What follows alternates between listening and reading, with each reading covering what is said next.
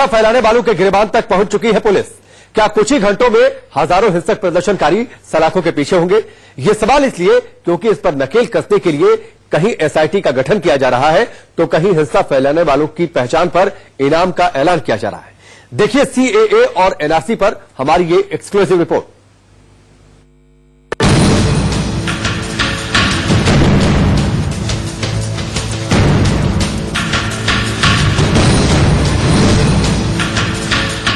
पत्थर मारने वालों को पकड़वाओ, इनाम पाओ।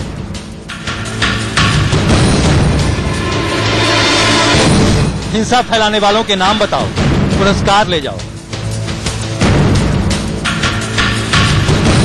ये तस्वीरें नागरिकता संशोधन कानून के विरोध और हिंसा फैलाने वालों की। कुछ लोग रोडवेज की बस को ईंट और पत्थरों से तोड़ रहे हैं तो कुछ लोग पुलिस पर पत्थर बरसा रहे हैं। ये तस्वीरें यूपी के संभल की हैं। 19 और 20 दिसंबर को यहाँ नागरिकता के खिलाफ कुछ लोगों ने हिंसक प्रदर्शन किया, गाड़ियों को तोड़ा, सरेआम पथराव किया। 5 दिन बाद पुलिस ने हिंसा फैलाने वालों की तस्वीरें जारी की। ये जनपद संभल में 2 दिन लगातार उपद्रव हुए हैं और उसके क्रम में तमाम लोग आइडेंटिफाई किए गए हैं, जिसमें अभी तक कम से कम 55 लोग चिन्हित किए जा चुके हैं और 150 लोग की हम आइडेंटिफिकेशन के लिए पोस्टर जारी कर रहे हैं, उनके फोटोज जारी कर रहे हैं कि लोग उनको चिन्हित करें और बताएं कि ये कौन से लोग उपद्रवी लोग थे जो ऐसे बवाल में शामिल थे। सीएए और एनआरसी के विरोध में करोड़ों रुपए की संपत्ति को नुकसान पहुंचाया गया। कहीं बसें तोड़ी गईं तो कहीं जलाई गई।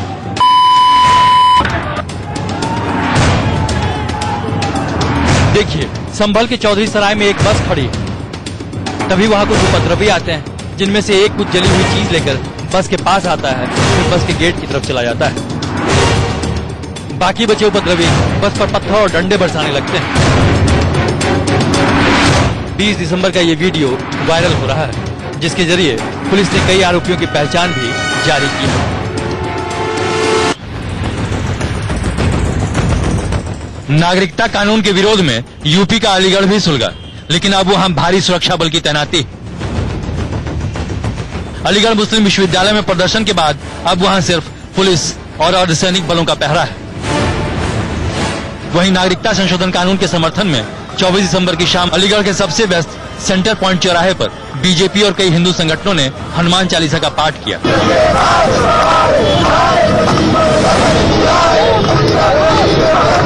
हनुमान चालीसा पाठ के बाद जय श्री राम और हर हर महादेव के नारे लगाए।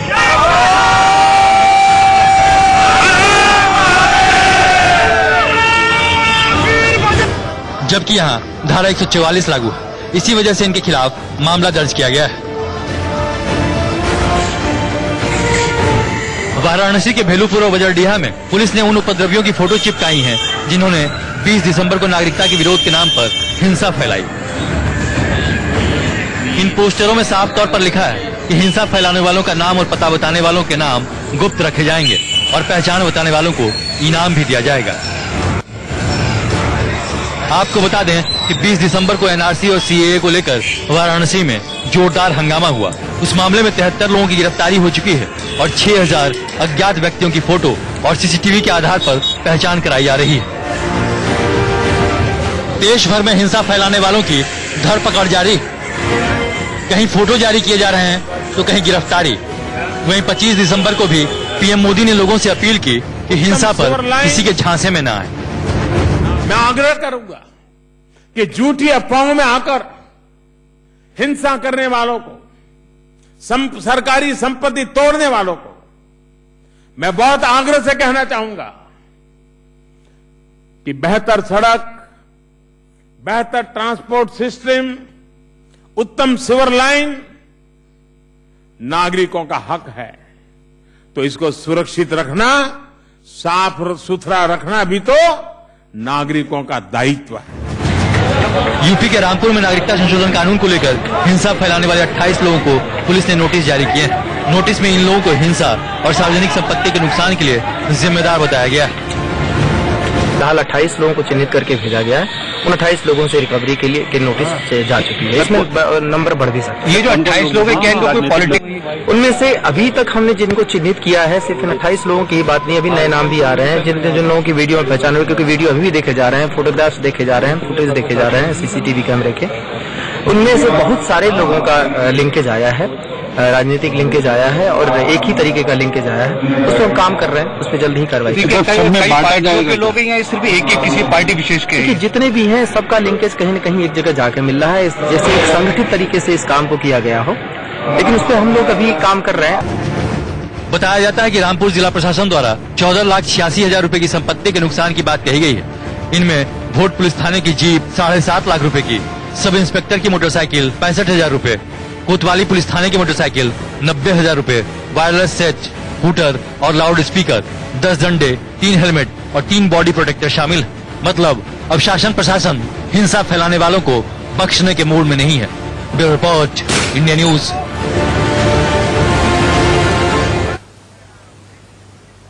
कानपुर में 21 और 22 दिसंबर को हुई हिंसा की जांच के लिए एसआईटी का गठन किया गया। एसपी क्राइम की अगुवाई में बनी एसआईटी में 1 सीओ, 2 इंस्पेक्टर, 1 दारोगा शामिल है।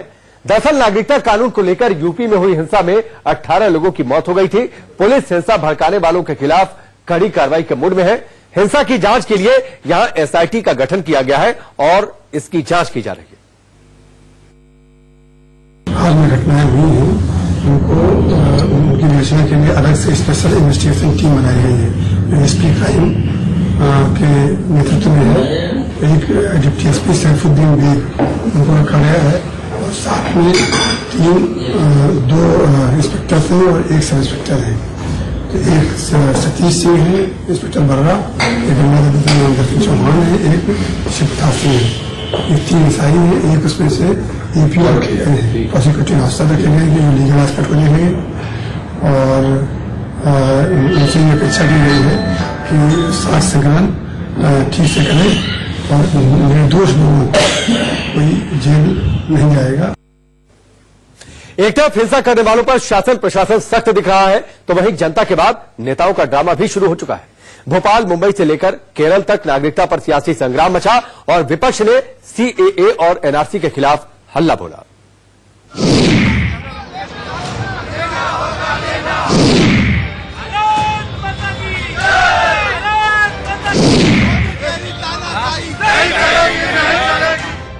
पहले सीए, फिर एनआरसी और अब एनपीआर।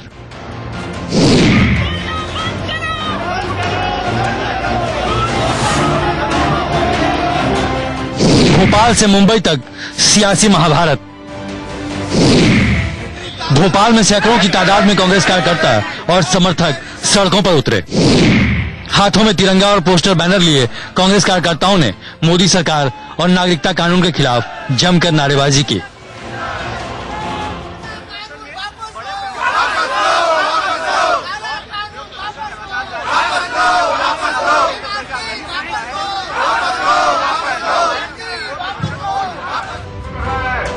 मुख्यमंत्री कमलनाथ, मंत्री जीतू पटवारी, इमरती देवी समेत कई बड़े नेता इस मार्च में शामिल रहे। ये शांतिपूर्ण मार्च रंगमहल चौराहे से मिंटो हॉल तक निकाला गया। मार्च शांतिपूर्ण था, लेकिन सुरक्षा के भी पुख्ता इंतजाम किए गए। मोदी तेरी तानाशाही नहीं चलेगी, नहीं चलेगी। मोदी तेरी तानाशाही नहीं चलेगी, नहीं चलेगी। मुख्यमंत्री कमलनाथ के नेतृत्व में आज शांतिपूर्ण तरीके से पैदल मार्च निकाला गया था और इस समय आप देख सकते हैं कि गांधी प्रतिमा के पास ये पैदल मार्च का समापन हुआ है और नागरिकता संशोधन बिल को लेके ये पूरा पैदल मार्च था, जिसमें बड़ी संख्या में पूरे प्रदेश से कांग्रेस के कार्यकर्ता एकत्रित हुए थे। इसके साथ ही इस पैदल मार्च की अगर बात कर ली जाए तो तमाम धर्मगुरु, 25,000 से अधिक कांग्रेस के कार्यकर्ता और तकरीबन अगर बात कर ली जाए तो यहाँ पे धर्मगुरुओं के साथ जो कैबिनेट के मंत्री थे वो भी यहाँ पे मौजूद। कांग्रेस की संविधान बचाओ न्याय शांति यात्रा गांधी प्रतिमा तक पहुंची और माल्यार्पण के बाद खत्म हुई।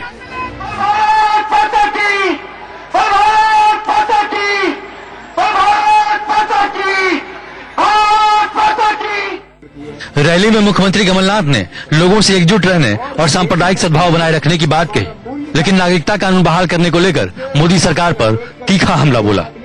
आज जो एनआरसी और सीएबी का कानून लाया गया है, मैं लगभग 40 साल संसद में रहा हूं। इस प्रकार का कानून जो इतना हमला करता है हमारे संविधान में, मैंने अपने संसदीय जीवन में नहीं देखा।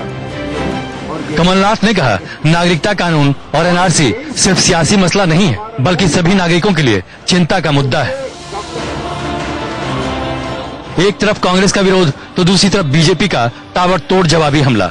मुंबई में नागरिकता संशोधन कानून के समर्थन में जोरदार रैली निकाली गई। चेंबूर और वडाला में बीजेपी के नेताओं और कार्यकर्ताओं ने सीएए के समर्थन में मार्च निकाला, जिनके पोस्टर पर लिखा था, we support NRC and CAA और झूठ फैलाना बंद करो।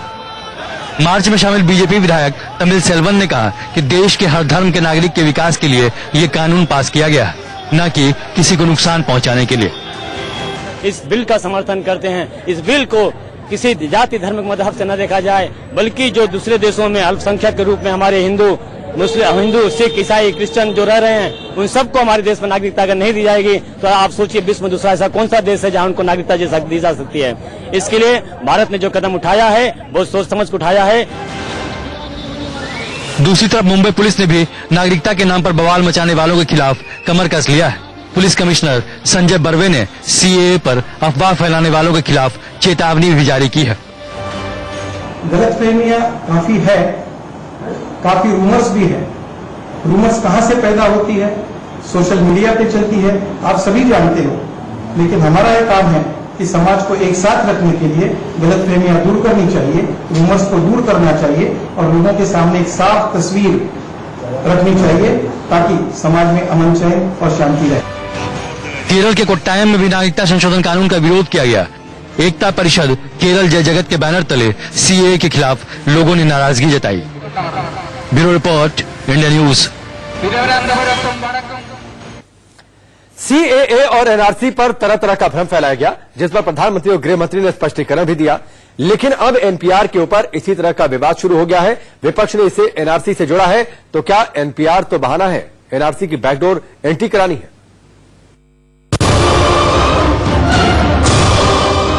एनआरसी, इसका भी ऐसा झूठ चलाया जा रहा है। ये कांग्रेस में जमाने में बना था, तब सोए थे क्या? नेशनल पॉपुलेशन रजिस्टर जिसको अंग्रेजी में कहते हैं, उसका ताल्लुक एनआरसी से है। कि न कैबिनेट में चर्चा हुई, न पार्लियामेंट में एनआरसी ये एक्ट में किसी ने कहा। एनआरसी और नागरिकता संशोधन कानून को लेकर सरकार और विपक्ष के बीच घमासान छिड़ा हुआ है। अब उसमें एनपीआर की एंट्री हो गई। एनआरसी से पहले एनपीआर, सियासी आर पार। एनआरसी को लेकर गृह मंत्री अमित शाह ने सभी गलतफहमियों और भ्रम को दूर करने की कोशिश की। उन्होंने साफ शब्दों में बताया कि प्रधानमंत्री नरेंद्र मोदी ने सही कहा था कि एनआरसी पर कैबिनेट और संसद में कोई चर्चा नहीं हुई, लेकिन एआईएमआईएम के चीफ असदुद्दीन ओवैसी को उसकी दलील रास नहीं आई। एनआरसी, इसका भी ऐसा झूठ चलाया जा रहा है। ये कांग्रेस में जमाने में बना था, तब सोए थे क्या? हमने तो बनाया नहीं, पार्लियामेंट में आया नहीं। कोई देश के मुसलमानों को न डिटेंशन सेंटर में भेजा जा रहा है, न हिंदुस्तान में कोई डिटेंशन सेंटर है। एनपीआर जो आइंदा साल 2020 अप्रैल में शुरू होगा, नेशनल पॉपुलेशन रजिस्टर जिसको अंग्रेजी में कहते हैं, उसका ताल्लुक एनआरसी से है। पहले जब माजी में एनपीआर हुआ था तो उसमें यह नहीं पूछा गया था कि तुम्हारे मां बाप कहां पर पैदा हुए, अगर बाहर पैदा हुए तो जगह बताओ।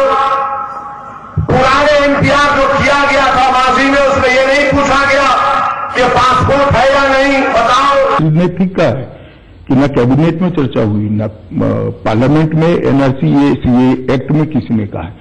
मेरी पार्टी का घोषणा पत्र अपनी जगह पे है और जब होगा तब थोड़ी ना छिप कर होगा। ये एक्सरसाइज ऐसी नहीं होगी। एनपीआर और एनआरसी के बीच में कोई संबंध ही नहीं है। क्या ये संडे को प्राइम मिनिस्टर ने जो भाषण किया, उसके पहले 31/7/2019 को इसका नोटिफिकेशन निकला। इसका मतलब है कि कैबिनेट के हमारी फाइल का निर्णय वगैरह तो 6ठे महीने में हो चुके।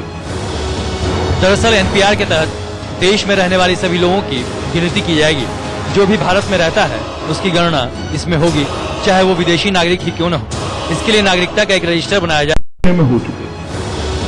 दरअसल एनपीआर के तहत देश में रहने वाले सभी लोगों की गिनती की जाएगी। जो भी भारत में रहता है उसकी गणना इसमें होगी, चाहे वो विदेशी नागरिक ही क्यों न हो। इसके लिए नागरिकता का एक रजिस्टर बनाया जाएगा। इसमें कोई भी प्रूफ देने की जरूरत नहीं है, न कोई कागज देना है, न बायोमेट्रिक पहचान करवानी है। ऐप से भी इसमें जानकारी दी जा सकती है। कोई एनआरसी का कोई चर्चा नहीं है और एनपीआर में कोई डॉक्यूमेंट दिखाने की, प्रोवाइड करने की जरूरत नहीं है। कांग्रेस ने ट्वीट कर बीजेपी पर बड़ा हमला किया। बीजेपी अपने ही बनाए जाल में फंस गई है। गृह मंत्रालय की 2018-19 की रिपोर्ट में ये कहा गया कि एनआरसी से पहले एनपीआर पहला कदम। 2014 में गृह राज्य मंत्री किरण रिजिजू ने भी इसी तरह का बयान राज्यसभा में दिया था। अब कौन झूठ बोल रहा है? एनआरसी एनपीआर वो लोग करेंगे। एनआरसी के दो पक्ष हैं, एक तो एनआरसी करना और एक एनपीआर के द्वारा एनआरसी को 7-8 सवालों द्वारा डालना। तो ये तो उन्होंने तय कर लिया था, क्योंकि आप देखिए अगर तय नहीं किया होता तो पीआईबी से कुछ दिनों पहले एक आया था फ्रीक्वेंटली आस्क्ड क्वेश्चंस। तो जो चीज है ही नहीं उसके बारे में पीआईबी क्यों बोलेगा? देश में तमाम गर्मी पैदा हो गई है सीए को लेके, एनसीआर को लेके, एनपीआर को लेके, और इस माहौल में इस प्रकार के कदम उठाना मैं समझता हूं ये उचित नहीं है। साल 2010 में मनमोहन सिंह की सरकार के दौरान एनपीआर बचाने की पहल हुई थी। तब 2011 में जनगणना से पहले इस पर काम शुरू हुआ था। अब फिर 2021 में जनगणना होनी है और ये तस्वीर कांग्रेस को भी नहीं भूलनी चाहिए, जब सोनिया गांधी ने एनपीआर के पहले फॉर्म पर जानकारी भरी थी। The first time in human history that we are beginning to identify, count, enumerate, record, and eventually issue an identity card to 120 crore people. An exercise of this kind has not been attempted anywhere else in the world.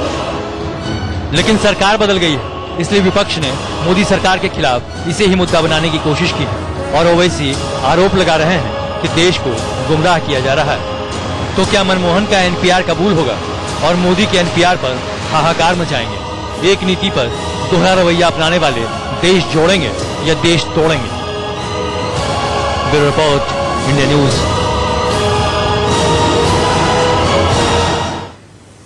सरकार का दावा है कि NPR और NRC दोनों अलग अलग हैं। विपक्ष के कई नेताओं ने सरकार पर गुमराह करने का आरोप लगाया है, लेकिन सरकारी वेबसाइट अलग जानकारी दे रही है। इस पर क्या है सच और क्या है झूठ, इस रिपोर्ट में आप देखिए।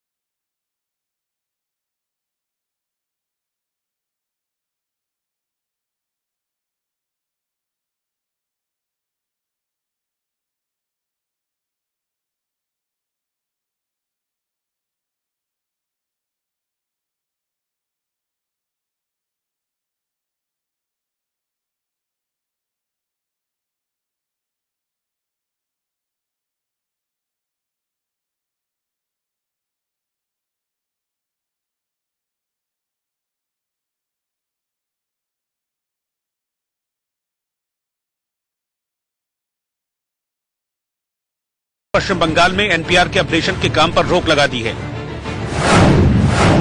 तो केरल ने भी एनपीआर लागू करने से साफ मना कर दिया है। कांग्रेस ने इसे संविधान के खिलाफ खतरनाक साजिश बताया है। कोई भी लिंकिंग अगर एनआरसी से होता है हम उसका विरोध करते हैं। एनपीआर का ऐलान कर दिया, थोड़ा रुक के भी किया जा सकता था, लेकिन ये सरकार लोगों की तवज्जो असल मसाइल से हटाने के लिए कोई ना कोई काम इस तरह का कर रही है। उसका ताल्लुक है या नहीं है एनसीआर एनआरसी से, इस पे लोगों को यकीनन शुबा है।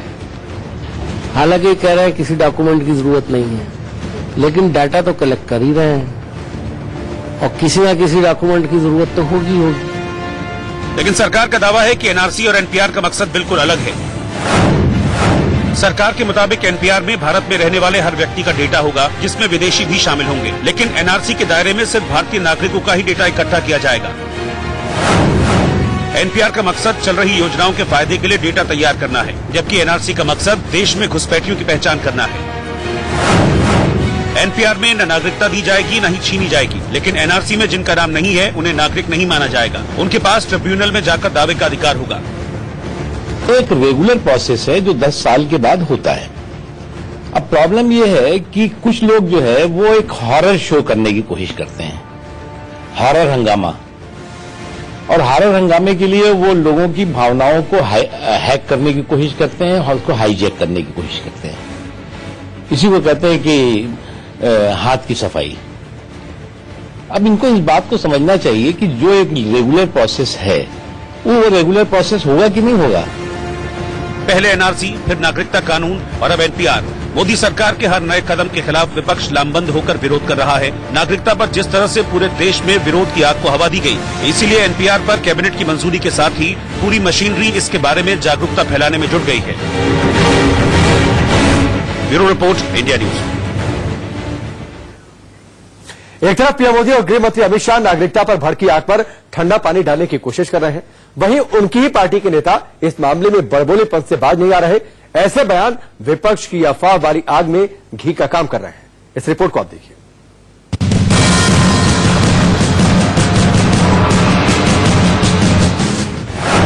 एनआरसी पर पीएम मोदी लोगों का डर भगाना चाहते हैं। एनआरसी शब्द पर कोई चर्चा नहीं हुई। मां भारती की संतान है। भाइयों बहनों, उन पर नागरिकता कानून और एनआरसी दोनों का कोई लेना देना नहीं।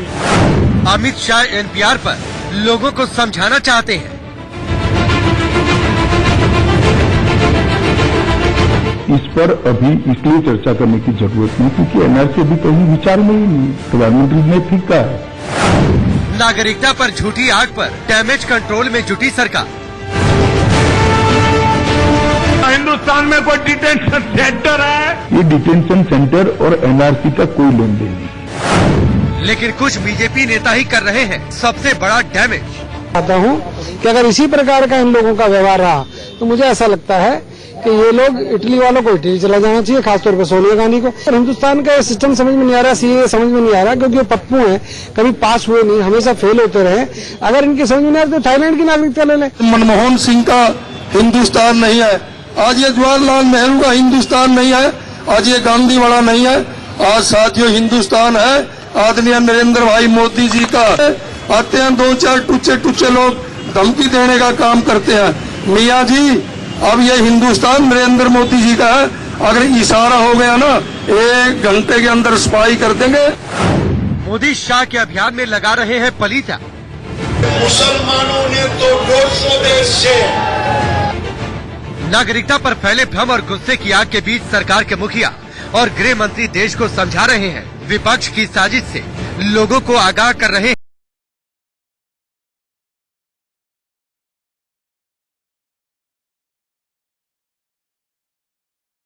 बांग्लादेश, अफगानिस्तान से